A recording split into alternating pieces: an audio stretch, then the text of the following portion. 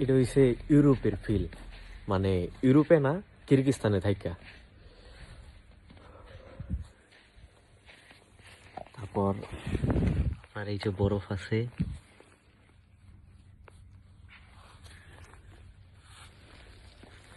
বরফে মোয়া বানায় খাইতেও পারবেন চাইলে। ওয়েট,